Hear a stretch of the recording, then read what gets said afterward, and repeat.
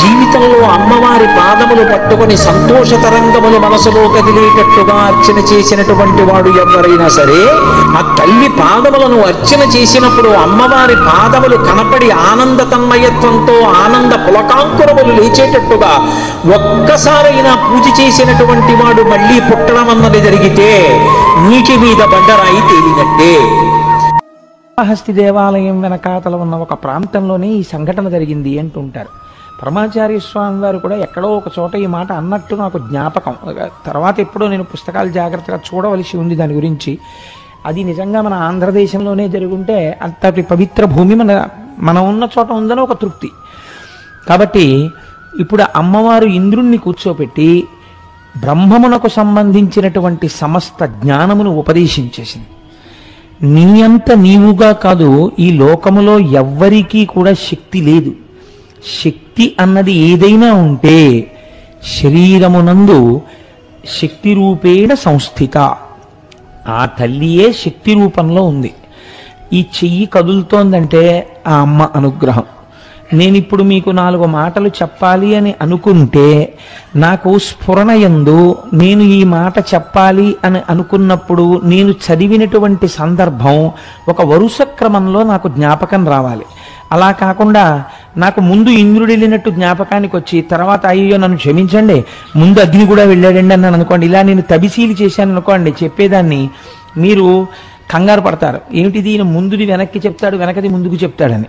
అలా కాకుండా ఒక వరుస క్రమంలో నాకు జ్ఞాపకానికి వచ్చి, నాకు జ్ఞాపకానికి వచ్చినటువంటి విషయం మీ యందు కూడా అది అనుభవంగా మారేటట్టుగా, మీకు కూడా తెలుసున్న విషయముగా భావన జరిగేటట్టుగా, నేను నాలో ఉన్న భావాన్ని వాక్కులుగా మార్చడానికి నా మూలాధార చక్రం దగ్గర ఉన్నటువంటి వాయువు కదిలి ఒక్కొక్క చక్రాన్ని దాటి పైకి వస్తుంటే ఆఖరికి కంఠాన్ని దాటి నోటి దగ్గరికి వచ్చినప్పుడు నాలుక ఆ గాలిని నొక్కితే సొట్టలబడి వర్ణములైతే, వర్ణములు పదములైతే, పదములు వాక్యములైతే, వాక్యములు అర్థంతో కూడి పైకి వచ్చి ధ్వనిగా మారి మీ చెవులలోంచి లోపలికి వెళ్ళి నేను పొందినటువంటి భావాన్ని మీరు పొంది సభయందు సభాభ్య సభాపతిభ్యశ్చ వో నమో నమో అన్నట్టుగా ఏకీకృతమవుతుంది సభ. కాబట్టి శృణ్వంతపః అనడానికి కారణం అదే. వింటున్నప్పుడు ఎంత ఎక్కువ మంది వింటున్నారు అన్నది కాదు, అందులో ఏకాగ్ర దృష్టితో ఎవరో ఒకరు వింటూ ఉండవచ్చు సభలో.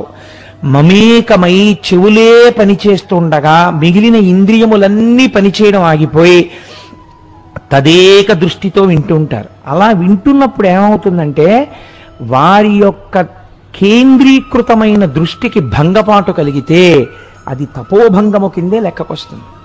అలా ఏ కారణం వల్ల, ఏ ధ్వని వలన వింటున్న వాళ్ళ యొక్క దృష్టి చెదిరిందనుకోండి, నిష్కారణంగా ఏమవుతుందంటే తెలియకపోయినా ఎవరు అలా అవతల వారి దృష్టిని పాడు చేశారో వాళ్ళ ఖాతాలో ఆ తపోభంగమైన ఫలితం పడిపోతుంది. కాబట్టి సభలో కొంచెం మర్యాదగా ఉండండి, చప్పుడు చేయకండి అనడానికి కారణం ఇది. కాబట్టి సభాభ్య అది ఈశ్వర స్వరూపము, దాని యందు కొంచెం నమ్రతతో ఆ వినయంతో ప్రవర్తించవలసి ఉంటుంది. కనుక చూడండి, ఇప్పుడు నేను చెయ్యి కదిలితే అమ్మవారి అనుగ్రహం, నేను 4 మాటలు పలికితే అమ్మవారి అనుగ్రహం, మీరు వింటే అమ్మవారి అనుగ్రహం, మీకు లోపలికి చేరితే అమ్మవారి అనుగ్రహం, మనసు పట్టుకుంటే అమ్మవారి అనుగ్రహం, అది మళ్ళీ తిరిగి జ్ఞాపకానికి వచ్చి మీరు దీన్ని ఆచరణలో పెట్టగలిగితే అమ్మవారి అనుగ్రహం. మీరు చూడండి, లోకమునందు ఒక పోకడ ఉంటుంది. తెలుసుకోవడం వేరు, తెలియకపోవడం వేరు. మీరు చాలా జాగ్రత్తగా గమనించవలసి ఉంటుంది. ఉద్ధరణ దేని వలన కలుగుతుందంటే తెలుసుకోవడం వలన కలగదు. మీరు బాగా జ్ఞాపకం పెట్టుకోండి. మీకు ఇత పూర్వం ఏదో ఒక విషయం తెలియదు, మీరు ఇప్పుడు తెలుసుకున్నారు కొత్తగా. ఆ విషయాన్ని మీరు ఆచరణలో పెట్టారు. మీరు ఇతపూర్వం ఎలా ప్రవర్తిస్తారో అలాగే ప్రవర్తిస్తారు. ఇది ఎందుకు విన్నారు అంటే మీరు విన్నారంతే దాన్ని. ఇప్పుడు అది ఏమైంది అంటే మీకు తెలియబడినది, ఇలా ఉండాలి అని మీకు తెలుసు, కానీ మీరు అలా ఉండరు. అలా ఉండకపోవడాన్ని శాస్త్రం ఏమని పిలిచిందో తెలుసా అండి? శ్రద్ధాహీనత్వము చేత రాక్షస ప్రవృత్తి ఉన్నవాడు అని పిలిచింది. ఇదే రావణ ప్రవృత్తి. అన్నీ తెలుసు, కానీ తెలుసుకున్న ఏది ఆచరణలోకి రాదు. అలా ఆచరణలో పెట్టకుండా ఉండడం రాక్షస ప్రవృత్తియే. చిత్తవృత్తి రూపంలో రాక్షసుడు లోపల కూర్చుని తెలుసుకున్న దాన్ని ఆచరణలో పెట్టనివ్వడు. అందుకని తెలుసుకోవడం ప్రధానమా, తెలుసుకున్నది ఆచరణలో పెట్టడం ప్రధానమా? తెలుసుకున్నానండి వల్ల ఉపయోగం ఏమి ఉండదు. తెలుసుకున్నది ఎంతవరకు ఆచరణలో పెడుతున్నారో కొన్ని విషయాలు ముఖాలు చూస్తేనే తెలుస్తాయి కదండి. కాబట్టి ఆచరణ లేని తెలుసుకోవడం రాక్షసత్వమును మాత్రమే ప్రకాశింపచేస్తుంది. కాబట్టి తెలుసుకున్నది ఆచరణలోకి రావాలి. కాబట్టి ఇప్పుడు ఆచరణలోకి రావాలంటే ఏమవ్వాలి? మీ మనస్సు అంగీకరించి ఇది మంచి కాబట్టి దీన్ని నువ్వు పాటించు అన్న విషయంలో మీ మనస్సు మీకు లొంగగలిగి ఉండాలి. ఇలా లొంగడం ఒక శక్తి. మీకు లొంగకపోతే కదండి మీలో మార్పు రాదు. లొంగిందనుకోండి మార్పు వచ్చేస్తుంది. కాబట్టి ఈ మార్పు రావడం ప్రధానమైన ఉద్దేశ్యము శాస్త్రమునందు. అలా రాలేదనుకోండి అర్థం ఏమిటో తెలుసా అండి? ఇంకా అమ్మవారు తన మాయనే వారి మీద ప్రసరింపచేస్తున్నది అని గుర్తు. అంటే పూర్ణ భక్తిత్వం ఏర్పడలేదన్నమాట. అందుకే ఆ మాయ తొలగలేదు, ఇంకా మాయ యందు కొట్టుమిట్టాడుతున్నాడు.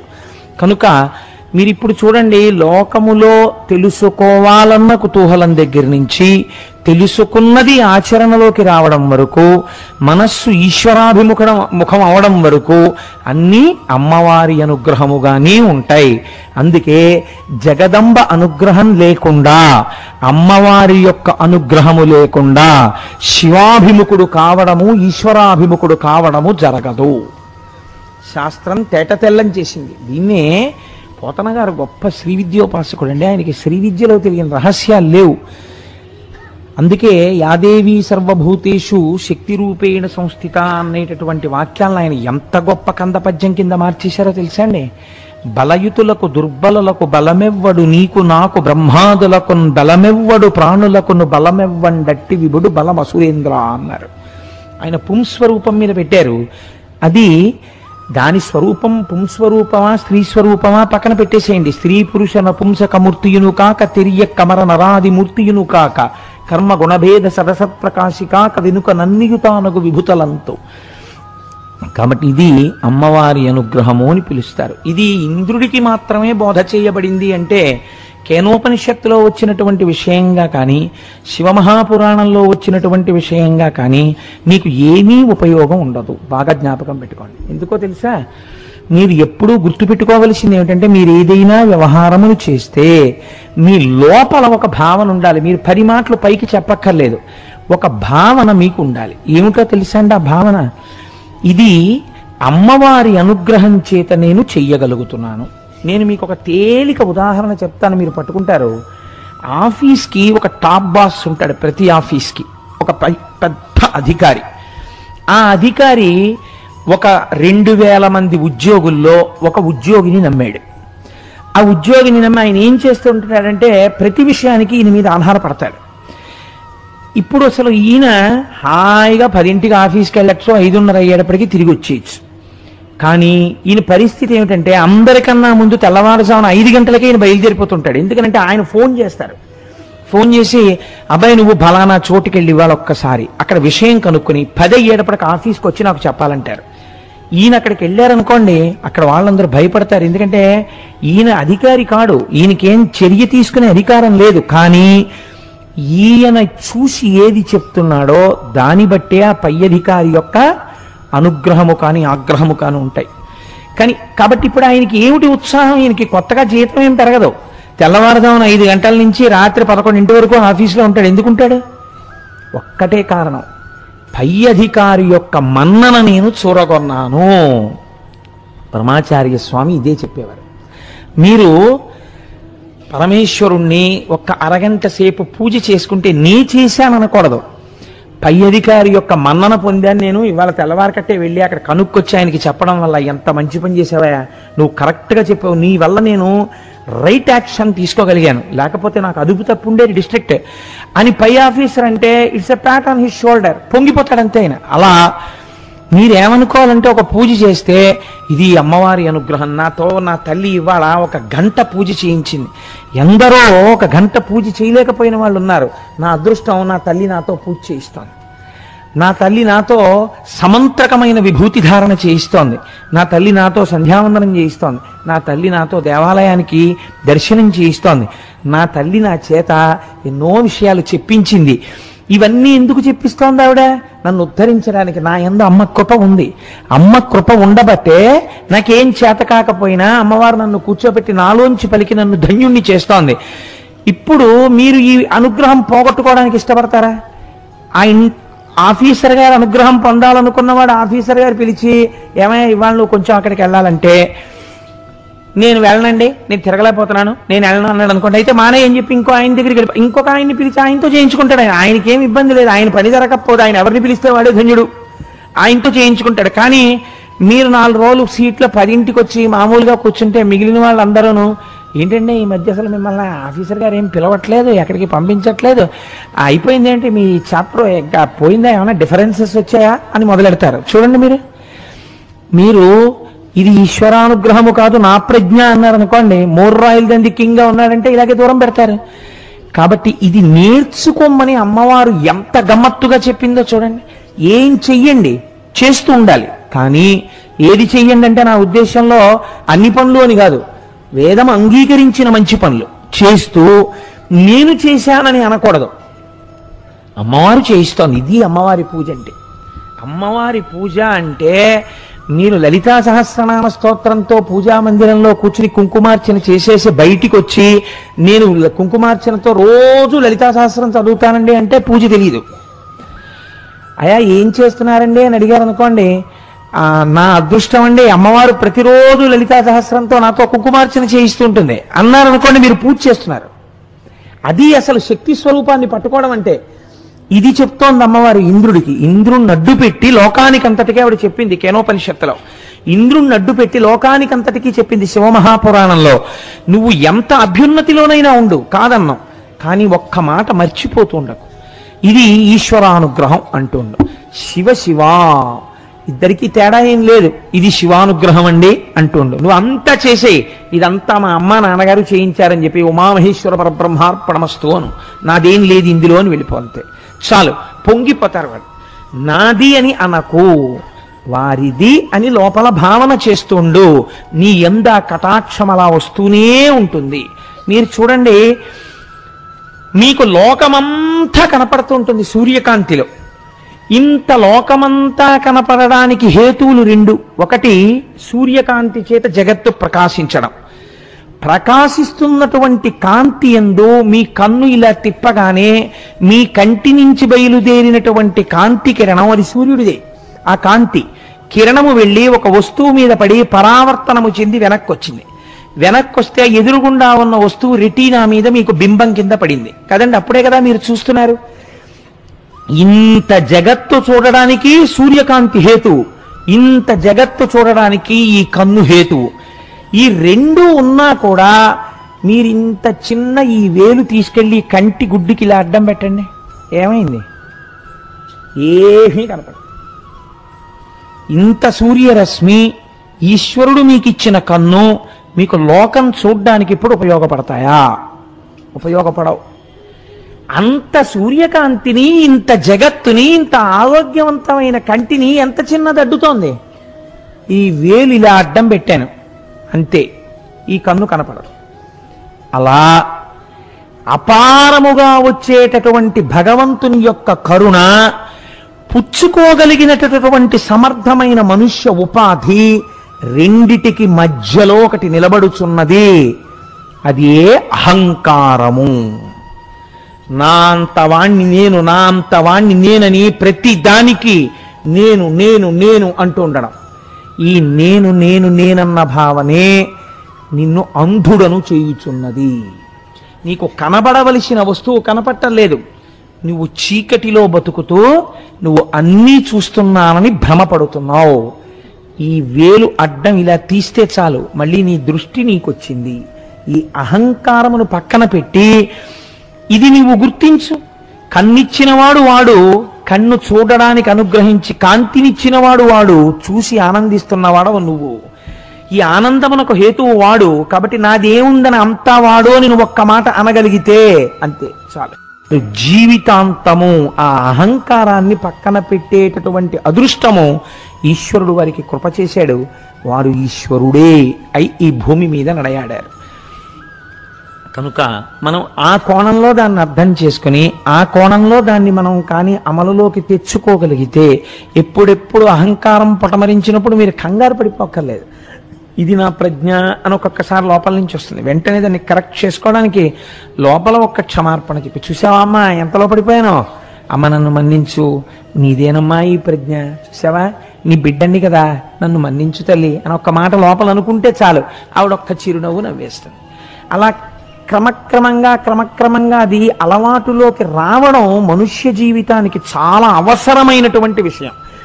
ఇది పక్కన పెట్టి ఇది సాధనలోకి తెచ్చుకోకుండా మీరు కథలుగా ఎన్ని విషయాలను విన్నా దాని వలన మీరు ఉయ్యాల ఎక్కి కాశీ పెడదాం అనుకున్నట్టే. ఉయ్యాల ఎక్కి 3 రోజులు ఊగినా ఎక్కడ ఉంటారు, ఎక్కడెక్కారో అక్కడే ఉంటారు. అది సాధనలోకి రానంతసేపు ఏదైనా అంతేనండి. భగవత్ సంబంధమైన విషయము సాధనలోకి రాకపోవడాన్ని శాస్త్రం దేంతో పోల్చిందో తెలుసా అండి? పరిశేచనము చేయబడి విసర్జింపబడిన భోజనము అని చెప్పింది. వాడు ఎటువంటి వాడని నువ్వు చెప్పాలో తెలుసా? వాడు భోజనం పెట్టగానే వాడు పరిశేచనం చేస్తాడు, అంటే నీటిని తిప్పి మంత్రం చెప్తాడు, వాడు తినడు, లేచి వెళ్ళిపోతాడు. పరిశేచనం చేసి భోజనం దగ్గర నుంచి లేచి తినకుండా వెళ్ళిపోయినటువంటి వాడు ఎంత పాపాత్ముడో, ఎంత పద్ధతి తెలియని వాడో తెలుసుకుని ఆచరణ ఎందు పెట్టని వాడు అటువంటి వాడే. కాబట్టి వాడు రాక్షసుడగుచున్నాడు. తెలుసుకున్నది ఆచరణాత్మకము అయి తీరవలే. కాబట్టి ఇది అవడానికి మీకు అమ్మవారి అనుగ్రహం కావాలి. అందుకని జగదంబ యొక్క పూజ ఎవ్వరికైనా తప్పదు. అమ్మని ఆరాధించవలసినదే. అమ్మని అనేక రూపాలలో ఆవిడే అనుగ్రహిస్తూ ఉంటుంది. నిన్నటి రోజున చూడండి, గౌరీ పూజ చేయకుండా ఉంటే, గౌరీ పూజ సరిగ్గా చెయ్యకపోతే మీ ప్రారంధం ఏదో మీరు అనుభవిస్తారంతే. భర్తకేదో గండం ఉంది, ఎవరు తొలగించగలరు? తల్లి తొలగించలేదు, తండ్రి తొలగించలేడు, అత్త తొలగించలేదు, మామ తొలగించలేడు, తాను తొలగించలేదు. ఎవరు తొలగించగలరు? మంగళసూత్రములో తల్లి సర్వమంగళాదేవత ఉంది. ఈ సర్వమంగళాదేవతని నువ్వు కట్టుకున్నప్పుడు మెడలో నీ వివాహమునకు ముందు ఒక్కసారి గౌరీ పూజ సరిగ్గా చేసి పీటల మీద కూర్చుంటే ఈ ప్రారబ్ధము దిద్దబడుతుంది. అమ్మవారి అనుగ్రహం కలిగితే అవతల స్త్రీకి పసుపు కుంకాలు ఉంచడం అమ్మవారికి పెద్ద లెక్క అండి, పెద్ద విశేషం ఏం కాదు. ఆవిడ ఇచ్చేస్తుంది అంతే పసుపు కుంకాలు. ఎటు తిరిగి మీకు ఆ పూనిక ఉండాలి. పూనిక లేని పని పరిశేచనము చేసి విడిచిపెట్టబడిన భోజనము. మాకు అన్నీ తెలుసండి, గౌరీ పూజ చెయ్యాలని తెలుసు, కానీ ఇంపార్టెన్స్ అంతా ఎవరికంటే వీడియోగ్రాఫర్కి, కెమెరామ్యాన్కి. ఇంక ఎందుకు ఆ గౌరీ పూజ? ఎవరిని ఉద్ధరించడానికి అది కాదు. నిజంగా నీ కూతురు అభ్యున్నతి గురించి నువ్వు కోరుకున్న వాడివైతే నువ్వు వీడియో తీయించుకోవద్దని నేను అంటలేదు.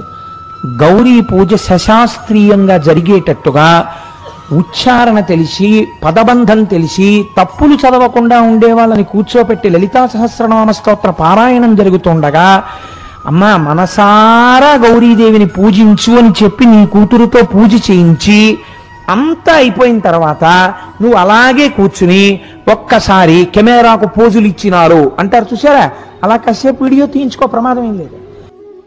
ప్రజలు వస్తారు, దండలేస్తారు, 1000 మంది వస్తారు, నమస్కారాలు చేస్తారు, మీరు పట్టుకెళ్తారా? ఇవన్నీ మిమ్మల్ని రక్షిస్తాయా? ఈశ్వర కృప ఒక్కటి మిగిలిందనుకోండి చాలు, మీ జీవితానికి అభ్యున్నతి. ఆ ఒక్క కృప మిగలాలంటే అమ్మవారి పాదాలు గట్టిగా పట్టుకుంటే చాలు. ఒక్కొక్కసారి భగవంతుని చేష్టితం ఎలా ఉంటుందంటే పైకి చాలా కష్టంగా కనపడుతుంది, కానీ ఆవిడ కష్ట రూపంలో చిన్న కష్టం ఇచ్చి పెద్ద సుఖాన్ని ఇస్తుంది. మనకి తెలియదు ఆ విషయాలు. పరమాచార్య మాటల్లోనే చెప్పాలంటే, నేను ఎలాగో ఇవాళ పరమాచార్య ప్రసక్తి తెచ్చాను కాబట్టి ఆయన మాటల్లోనే చెప్పవలసి వస్తే మీకు ఒక మాట చెప్తాను. వెనకటికి ఉప్పు వ్యాపారం చేసేవాళ్ళు గాడిదల మీద ఉప్పు బస్తాలు వేసుకుని ఊళ్ళోకి తీసుకెళ్ళి అమ్మేవారు. ఒకానొకప్పుడు ఉప్పు అమ్మే వ్యాపారులు గాడిదల మీద ఉప్పు బస్తాలన్నీ వేసుకుని అరణ్యంలోంచి వెడుతున్నారు. దొంగలు చూశారు, వీళ్ళు ఉప్పు బస్తాలన్నీ పట్టుకెడుతున్నారా, ఉప్పు బస్తా అంటే చాలా బరువు, ఆ ఉప్పు పట్టుకెడుతున్నారు, వీళ్ళు ఉప్పు అమ్మి మళ్ళీ వస్తారు. వచ్చినప్పుడు మనం ఈ ఉప్పు అమ్మిన డబ్బు పట్టుకొని వస్తారు కాబట్టి వీళ్ళని భయపెట్టి డబ్బు దోచుకోవచ్చు. కాబట్టి ఇవాళ వెడుతున్నారు కాబట్టి ఓ 2 రోజుల్లో ఉప్పు అమ్ముకుని వస్తారు. మనం ఇక్కడ హాయిగా మాట వేసి కూర్చుంటే సరిపోతుందని కూర్చున్నారు. ఈ వర్తకులు ఆ ఉప్పు గాడిదల మీద వేసుకుని వెళ్ళిపోతున్నారు. అకస్మాత్తుగా ఆకాశం అంతా నల్లటి మబ్బులు పట్టి వీళ్ళు ఏ ఊళ్ళో అంగళ్ళలో ఉప్పు అమ్మాలో ఆ అంగళ్ళు ఇంకో 2 కిలోమీటర్లు ఉన్నాయనగా ఇంకా అసలు కనీ విని ఎరుగనటువంటి వర్షం పడిపోయింది. తల దాచుకోవడానికి కూడా ఎక్కడా నీడలేదు, అంత వర్షం. గాడిదలు ఎక్కడొక్కడ నిలబడిపోయాయి ఉప్పు బస్తాలతో. ఎప్పుడైతే అంత వర్షం 2-3 గంటలు కురిసేసిందో గాడిదల పని తేలికైపోయింది. ఎందుకంటే ఉప్పు అంతా కరిగిపోయి కిందకి వెళ్ళిపోయింది, ఎక్కడ ఉప్పు లేదు. వానంతా తగ్గిన తర్వాత వీళ్ళు గాడిదల్ని తోలదామని చూస్తే గోనెలు తప్ప లోపల ఉప్పు లేదు, కరిగి వెళ్ళిపోయింది. వీళ్ళు బాధపడుతూ వెనక్కి తిరిగి వస్తున్నారు. అందులో ఒక వర్తకుడు అమ్మవారిని నింద చేశాడు. ఏమి నీకు నమస్కారం చేసి ప్రయోజనం, నీకు నమస్కారం చేసి బయలుదేరాను, గుప్పెడు ఉప్పు అమ్ముకోలేదు, ఉప్పు అంతా కరిగిపోయింది, ఈ పాటి ఉపకారానికి నీకు నమస్కారం ఒకటా నేను అని మనసులో బాధపడి అమ్మవారిని ద్వేషిస్తూ అమ్మవారిని నింద చేస్తూ వెళ్ళిపోతున్నాడు. వెళ్ళిపోతుంటే దొంగలు చూశారు. వస్తున్నారు రోయ్ ఉప్పటికి వెళ్ళిన వాళ్ళు అనుకున్నారు. వాళ్ళకి కరిగిపోయిందో తరిగిపోయిందో వాళ్ళకేం కావాలి, అమ్మేశారు అనుకున్నారు. అని వాళ్ళు ఏం చేశారంటే తుపాకీ పేలిస్తే, ఆ రోజుల్లో బుల్లెట్లు కాదు, మందుగుండు, ఇప్పటికీ తిరువిట్రియారులో పేలుస్తారే అలా మందుగుండు దట్టించి పేల్చేవారు. ఆ చప్పుడుకు పారిపోయేవారు, అందరూ తలకో దిక్కు పారిపోతే దోచుకునేవారు వాళ్ళు. ఆ మందుగుండు దట్టించి తుపాకుల్లోకి కాల్చారు. కాలిస్తే ఉప్పే కరిగిపోయినంత వాన పడింది కాబట్టి అడవిలోనూ పడింది, మందుగుండు అంతా నిమ్ముకుపోయింది, చల్లగా అయిపోయి వీళ్ళు ఎంత పేల్చినది పేలలేదు. టక్ టక్ తుపాకుల శబ్దాలు మాత్రమే వస్తున్నాయి కానీ మందుగుండు పేలటం లేదు. వీళ్ళు ఆ దొంగల్ని చూసి ఊరే అసలే ఉప్పు పోయింది, వీళ్ళు మన్న కొట్టడానికి తుపాకులు పేలుస్తున్నారని వీళ్ళు దొంగల వెంట పడ్డారు. దొంగలు తుపాకులు వదిలి పారిపోయారు. పారిపోతే ఈ అమ్మవారిని నింద చేసినటువంటి వర్తకుడు మాత్రం పరిగెత్తకుండా నిలబడిపోయి కన్నుల నీరు పెట్టుకుని ఏడుస్తూ భూమి మీద పడ్డాడు. మిగిలిన వాళ్ళు వచ్చి అన్నారు, ఎందుకురా ఏడుస్తున్నావు, ఎందుకు అలా పడిపోయావు అన్నారు. ఏ తుపాకీ పేలలేదుగా, ఎందుకు అలా పడ్డావు అన్నారు. కాదురా, ఉప్పు బస్తాలు తడిసిపోయాయని, ఉప్పు పోయిందని అమ్మవారిని తిట్టాను. ఉప్పు బస్తాలు తడిసిపోయి ఉండకపోతే ఉప్పు అమ్మిన డబ్బుతో వచ్చేవాళ్ళం, ఈ పాటికి దొంగలు చంపేసి ఉండేవారు. అమ్మవారు ఉప్పు తీసేసింది, ఉప్పు తినే అదృష్టాన్ని మిగిల్చింది. నేల మీద ఇంకా నాకు మెతుకులు మిగిలాయి. కాబట్టి అమ్మవారు ఎంత దయామయురాలో తెలియక తిట్టానురా, ఉప్పు కరిగిపోతే కరిగిపోయింది కానీ నా ప్రాణాలు నిలబడ్డాయిరా అన్నాడు. ఇప్పుడు చెప్పండి, ఒకనాడు మీకు అమ్మవారు, మీరు అమ్మవారిని నమ్మి ఉన్నా ఒక కష్టం ఇచ్చింది అంటే ఎంత పెద్ద పాపం చేసి ఉంటే ఇంత చిన్న కష్టంగా ఆవిడ తీసేస్తోందో, లేకపోతే ఇలా తీయడం వల్ల ఏ పెద్ద ప్రయోజనం రాబోతోందో మీకేం తెలుసు? తెలుసున్ననాడు పొగడ్డం కాదు, అనుభవిస్తున్న నాడు అమ్మవారి కృపే అనుకుని బతకడం. దీన్ని శాస్త్రంలో ఏమంటారంటే కర్మ ప్రూఫ్ అంటే.